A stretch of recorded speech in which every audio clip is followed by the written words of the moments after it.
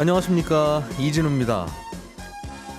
현대자동차의 엔진 결함을 미국 정부와 한국 정부에 각각 고발했던 한국인이 있었는데 최근에 미국에서 280억 원이 넘는 돈을 포상금으로 받았습니다.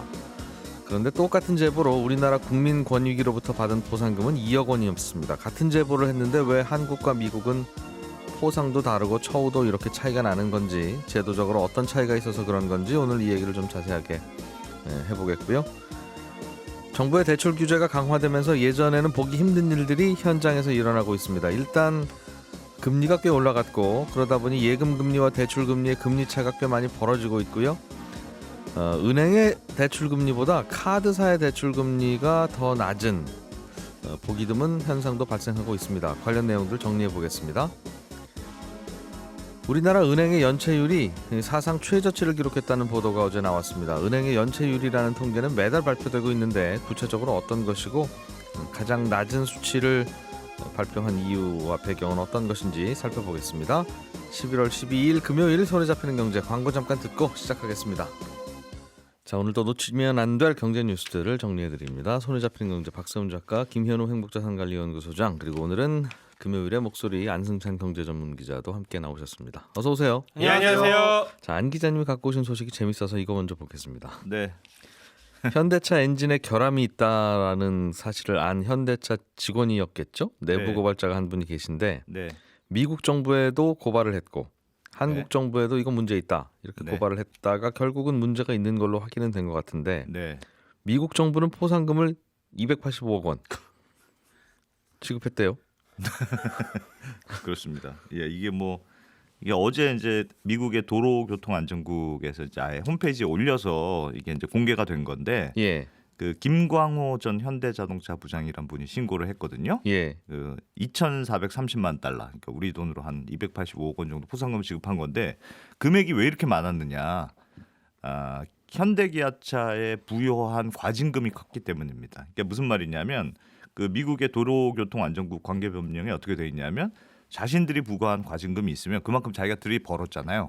과징금을 받았죠, 기업으로부터. 그렇죠. 누군가로부터. 받았죠. 예. 과징금을 받은 것에 최대 30%까지 결정적인 제보자한테 줄 수 있도록 그렇게 예. 돼 있습니다. 예, 근데 그 미국 도로교통안전국이 현대기아차한테 작년에 부과한 과징금이 8,100만 달러였거든요. 그러니까 8,100만 달러를 딱 받고, 이거는 여기서 30%뚝 잘라서, 예. 그래서 285억 원 당신이 기여했으니까 당신한테 줍니다 하고 이렇게 지급해서 이제 큰 금액이 이야. 나옵니다.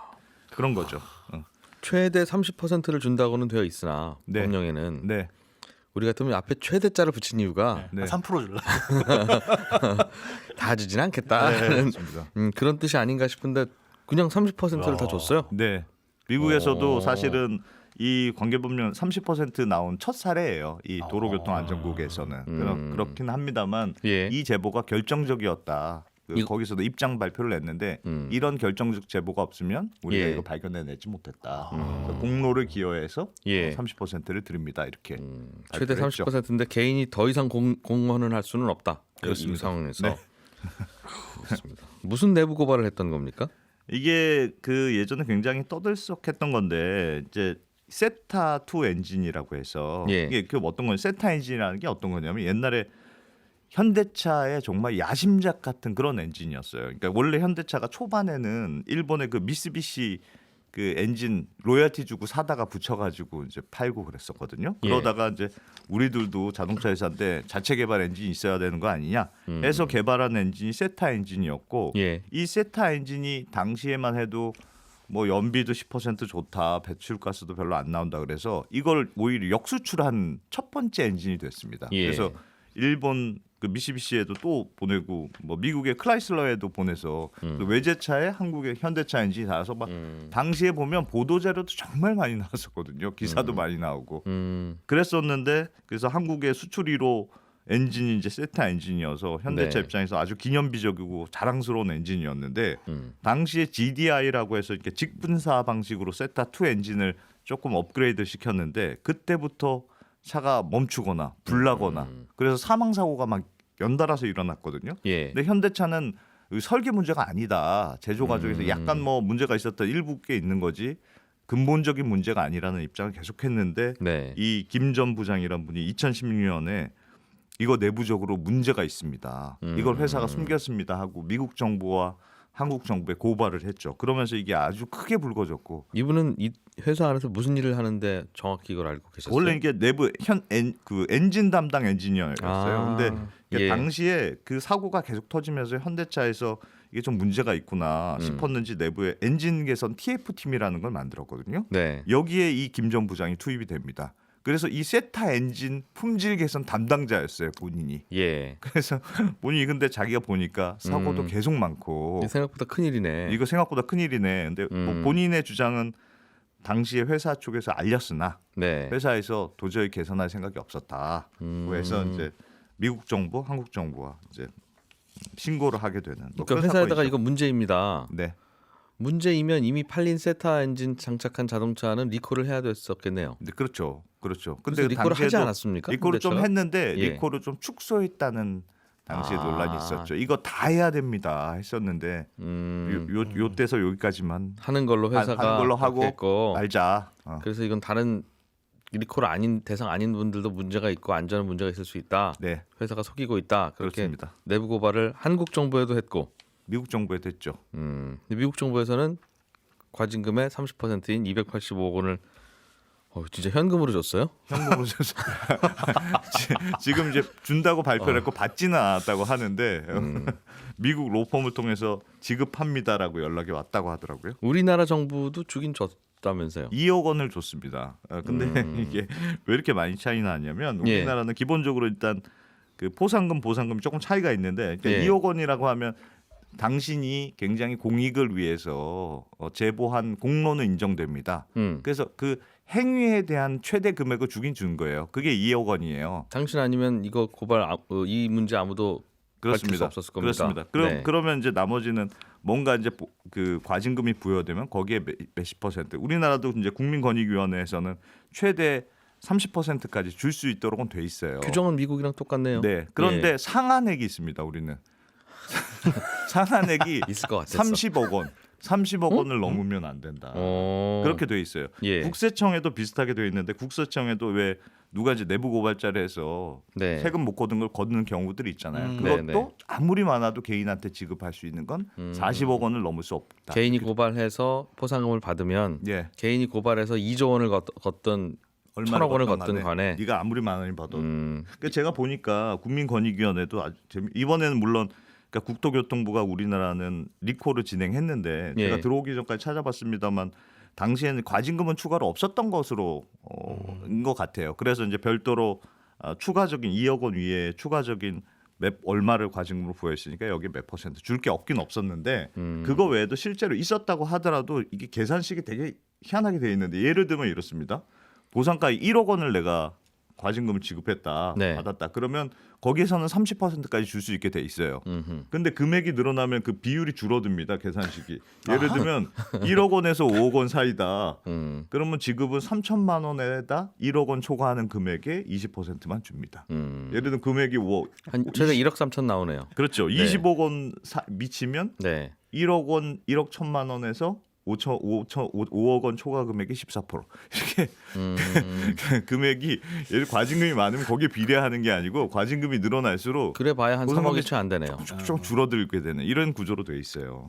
그래서 실제로 누가 이렇게 맘먹고 결정적인 제보를 하더라도 뭐 30억 원, 40억 원은 절대 넘어서는 분위기가 아니고 예를 들면 국세청도 이런 조사도 있었습니다. 5년간 국세청이 내부 고발자로 추가로 추징한 세금이 6조 8천억 원 정도 되거든요. 예. 근데 보상금으로 지급한 금액은 608억 원 이렇게 조사가 돼요. 한 0.9% 정도인데 예. 미국은 5년 동안 비슷한 그러니까 내부 제보를 통해서 세금을 걷었는데 거기에 지급한 금액이 한 18% 정도 된단 말이에요. 거둔 돈의 5분의 1을 제보한 사람한테 줬다는 그렇습니다. 거죠. 물론 뭐 직접적인 비교는 어렵겠습니다만 우리는 상한도 정해져 있고 이게 실제로 물어보면 제보를 하잖아요. 그러면 당신 때문에 우리가 세금을 걷거나 과징금 부여했습니다. 공로를 인정함 이런 분위기가 아니고 그건 뭐 다 아는 얘기 아닙니까? 이런 식으로 결정적인 제보가 아니라는 식으로 깎아내리는 경우도 되게 많다고요, 실제로. 그러니까 이제 금액이 자꾸 줄어들고 또 그러니까 또 결정적인 내부 제보도 소심하게 되고. 근데 제가 이 김 전 부장님이 언론에 인터뷰한 기사를 하나 보니까 아주 재밌었던 게 이 사람이 자기가 그 굉장히 많은 돈을 받았다는 거 공개했거든요. 예. 근데 돈을 받았다는 게 부끄럽지 않냐, 돈 받고 제보한 거 아니냐 이런 비판이 있을 수 있잖아요. 제보하고 돈 받은 거죠. 그 물론 제보하고 돈 받으려고 제보한 거 아니냐 뭐 이렇게 할 수 있는데 예. 이 양반은 자기는 이거 공개에 알려야 된다고 생각한다. 왜냐하면 본인도 처음에 제보할 때 고민이 많았을 거 아니겠어요. 회사 그만둬야 되니까. 회사 잘렸거든요. 예. 그러니까 해고가 됐는데 당시에 이 사람도 처음에 미국 로펌이라 했는데 알아보고 네. 내가 제보했을 때 최대 이 정도 금액은 받을 수 있었다고 본인이 생각했다고 하더라고요. 그러니까 내가 혹시 회사에 해고가 되거나 문제가 되더라도 내가 평생 살 수 있는 금액을 예. 받을 수 있을 것으로 예상이 돼서 그래서 용기를 냈다. 적극적으로 용기를 냈다. 그렇게 설명하더군요.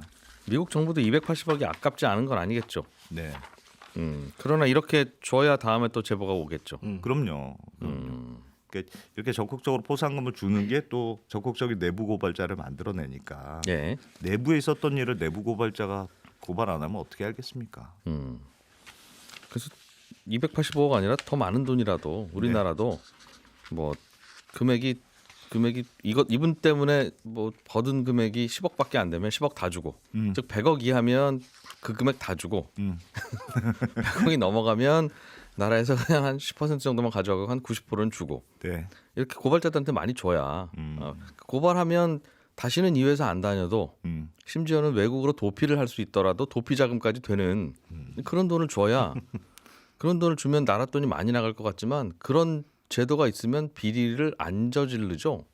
그렇죠. 직원들이 눈을 부릅뜨면서 팔자 고치려는 그런 감시를 서로 하게 되는데 네. 어떻게 저지르겠어요. 우리도 이 상한액을 없애자는 법안이 조금 있었던 것 같은데 예. 하여튼 국회에서 노니까 잘 안 됐어요. 그래서 우리도 조금 이번 기회를 통해서 좀 바꾸자는 여론이 좀 생길 수도 있을 것 같습니다. 내부 고발자들에 대한 포상을 늘리자. 네. 알겠습니다. 점점 더 고발 이게 금액이 늘어나긴 늘어나야 돼요. 집값도 오르고 그러니까. 네. 박 작가님, 네. 어제 금감원에서 은행 연체율이라는 지표를 발표했던데 네. 사상 최저치다. 네. 얼마가 나왔습니까? 0.24%입니다. 9월 말 예, 기준으로. 예. 그 은행 연체율은 흔히 1금융권이라고 분류되는 시중은행에서 나간 대출금 중에 예. 한 달 이상 연체된 금액을 시중은행에서 나간 모든 대출금 총액으로 나누는 겁니다. 요 개념이고 작년 9월 말 기준으로는 0.3%였고요. 예. 지난달에는 0.28%였습니다. 지난달이라면 9월입니까? 9월 전 8월 기준으로 8월. 예. 그럼 9월 기준으로는 얼마였다고요? 0.24%. 0.24. 네. 제일 낮았다는 거다 이거죠. 그렇습니다. 그럼 은행에서 돈 빌려갔던 사람들이 9월에는 잘 갚았다 이런 뜻입니까? 아닙니다. 그랬다면 제가 굳이 이 뉴스 안 들고 왔을 건데 예. 제가 몇 번 이 자리에서 언론이 관행적으로 보도를 하긴 하는데 사실상 큰 의미는 없다고 말씀드렸던 게 은행의 금리 인하 요구권. 예. 요건 권리가 있는 건 아는데 사실은 잘 안 됩니다라는 게 있었고 5만 원권 환수율. 예. 요거는 한국은행에서 보도 자료도 안 내는데 기자님들이 매달 쓰셔서 크게 의미는 없는 거. 없는데 계속 쓴다. 네. 은행 연체율이 높아졌다거나 낮아졌다고 하는 보도도 마찬가지입니다. 그러고 보니까 은행 관련 보도들이 주로 이렇게 자주 나오는데 아니요, 은행 연체율은 사람들이 네. 돈을 잘 못 갚고 있구나. 그럼 큰일이고 네. 잘 갚고 있구나라고 하면 뭐 큰 경제에 문제가 없나 보다라고 네, 경기 좋구나. 알 수 있는 중요한 지표 아닙니까? 근데 이 은행 연체율이라는 지표는 그걸 알 수가 없습니다. 왜냐면요. 은행은 연체하고 있던 사람들에게 빌려준 대출 채권이라는 걸 다른 곳에 팔아버리거든요. 이게 무슨 얘기냐면 예를 들어 제가 이진우라는 은행에서 1,000만 원을 빌렸는데 예. 이자나 원금을 제때 안 갚고 있으면 이진우 은행 직원이 처음 몇 번은 전화도 하고 문자도 보내고 해서 갚으라고 독촉을 하겠죠. 예. 그러다가 이 박세훈이라는 사람은 아무리 봐도 돈을 잘 안 갚을 것 같다. 그러면 이진우 은행은 1,000만 원짜리 대출 채권을 추심업체에게 팔아버립니다. 예를 들어 한 600만 원 정도에 판다고 쳐봐요. 네. 그러면 그 대출 채권을 산 사람은 어떻게든 저한테 600만 원 이상만 받아내면 이익을 보는 그런 구조거든요. 아하. 이렇게 되면 은행 연체자 명단에서는 제 이름 그리고 네. 제가 연체하고 있던 금액이 다 사라지는 겁니다. 음흠. 근데 보통 은행들은 분기 말에 이런 작업을 많이 하거든요. 예. 그래서 분기 말에 나오는 은행 연체율 통계는 늘 분기 중간에 발표되는 연체율보다 낮게 나옵니다. 사람들이 돈을 잘 갚고 있다가 아니라 네. 잘 안 갚고 있던 분들은 이제 이런 식으로 팔아서 연체자 명단에서 뺐어요. 네. 그러니 남아 있는 분들은 금액이 얼마 안 돼요. 그런 네. 뜻인가요? 그래서 1, 2월에는 연체율이 오르고요. 3월엔 내리고 4, 5월에는 오르고 6월엔 내리고 예. 7, 8월엔 오르고 9월에는 내립니다. 아. 그런데 이번에 또 특히 좀 낮게 나온 이유는 뭐냐면 예. 올해 은행들이 매달 판 연체 채권 규모가 한 7천억, 8천억 정도였는데 분기 말에 들어서면요. 1조 막 이렇게 팔아버립니다. 9월 달에 1조 7천억을 팔았습니다. 그러니까 무슨 특별한 이유가 있는 게 아니고요. 분기 말 되면 이 정도 규모로 은행이 팔기 때문에 한다. 은행 연체율은 낮게 나옵니다. 그러니까 이 수치만 가지고 예. 사람들이 돈을 잘 갚는다, 안 갚는다, 경기가 좋다, 나쁘다 요걸 얘기할 수는 할 없습니다. 수는 없다. 네, 사람은 밤 11시에 몸이 제일 깨끗한데 네. 그 이유는 10시 반에 샤워하기 때문이다. 그렇습니다. 알겠습니다. 근데 이거 뭐 은행 연체율이 사상 최저다 뭐 이런 걸 가지고 네, 뭐 가계대출에 문제가 있네 없네 이 토론을 할 때는 네. 아니 연체율이 이거밖에 안 되는데 왜 가계대출 걱정합니까? 이런 분들도 있고 있습니다. 그러던데요. 어제 보도도 그렇게 나오기도 했습니다. 아. 알겠습니다. 그것만 가지고는 연체가 되는지 안 되는지 알 수 없고 알 수 없습니다. 많이 연체가 되더라도 그럼 그렇게 자꾸 팔아버리면 또 연체율은 낮은 걸로 나오니까 그렇습니다. 별 뉴스가 아니라는 뉴스이네요. 그렇습니다. 신경 쓰지 마시라는 뉴스입니다. 중요한 지표이긴 한데 이렇게 발표되는 지표 이걸 가지고는 위기인지 아닌지 알 수 알 수 없다. 없습니다. 다만 어제 금감원 쪽에 물어보니까 예. 금감원도 알아요. 이거 갖고는 단순히 말할 수 없지 않습니까? 했더니 그건 맞다. 다만 아주 장기간 길게 보면은 어느 시점에서 분기 말에 낮아지는 게 당연한데 네. 안 낮아지는 시점도 있을 거고 예. 아주 길게 보면 어느 시점에서 뭐가 문제가 됐는지 비교를 해볼 수는 있을 것 같아서 매달 조사하고 발표한다라고 답은 했습니다. 그럼 이건 악성대출 팔기 전 금액을 계속 조사를 해서 발표를 해야 네. 진짜 연체를 하고 있는지 아닌지를 알 수 있을 텐데 네. 샤워하기 전에 네. 김현우 소장님 예. 요즘 대출 규제 때문에 네. 예대금리 차는 계속 커지고 네. 그리고 카드론이 더 싸요 오히려 이제 은행 그런 신용대출보다. 역전 현상들이 아주 이건 특수한 상황이긴 한데 일어나고 있습니다. 그러니까 금리 대출 규제로 인해 가지고 지금 시장에서 벌어지고 있는 특별한 일들, 특수한 일들이 있거든요. 예. 일단 예대금리 벌어지는 이유는 뭐 단순합니다. 대출 규제를 받아서 은행은 대출을 해줄 수가 없고 한도는 정해져 있고 예. 가급적이면 손님을 돌려보내야 되니 가산금리는 계속 올려붙이고 우대금리는 깎고 그러니까 대출 금리는 늘어나는 거고. 그렇죠. 올라가는 대출금리 거고. 올라가고 굳이 대출해줄 재원인 재고죠. 그러니까 수신 예. 그런 예금이나 적금 같은 걸 받을 필요는 없는 거고. 받아봐야 대출도 못 하니까. 그렇습니다. 괜히 이자 비용만 나가니까 그런 건 할 필요가 없어서 금리는 올릴 필요가 없는 거고. 그러다 보니 그 예대율 차이는 계속 벌어지고 있고. 이게 아주 무서운 게 예, 그러니까 새로 대출 받으러 간 사람들에게는 대출 금리가 엄청 높아지고 있고 그렇죠. 기존의 변동금리 대출로 받은 분들은 오히려 대출 금리가 잘 안 오르는. 안 오릅니다. 코픽스가 안 오르니까. 안 오릅니다. 그러니까 사실 예금 금리가 안 오르는 건 기존의 대출을 받으신 분들한테는 좋은 소식이에요. 네? 코픽스 금리가 안 오르니까. 그게 코픽스와 아주 밀접하게 움직이니까요. 그렇습니다. 그래서 실제로 8월 기준 해가지고 지금 예대율 차이가 뭐 2%가 넘었다라는 내용들이 나오고 있는데 예. 코픽스는 살살살살 올라갑니다. 이게 8월 기준은 뭐냐면 실제 7월까지 취급된 8월까지 취급된 내용들을 이제 종합을 한 거거든요. 근데 예. 9월, 10월은 어떻게 됐느냐?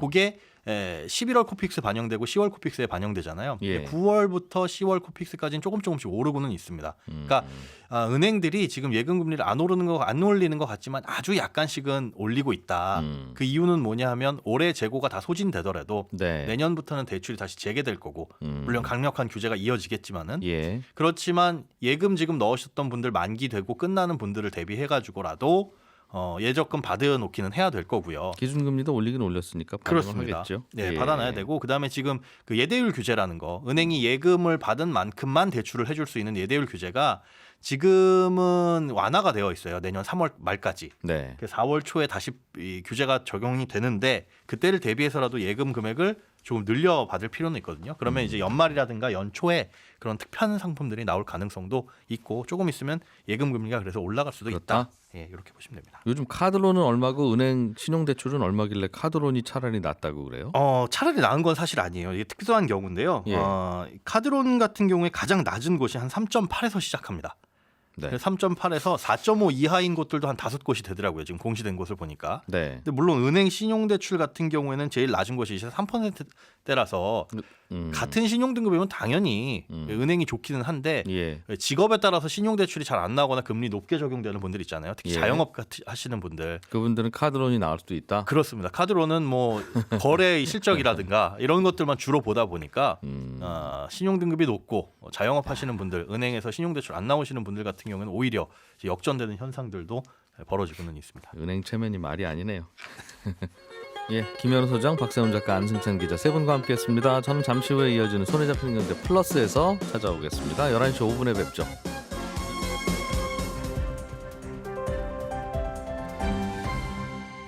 경제를 생각하는 사람들의 즐거운 습관. 이진우의 손에 잡히는 경제.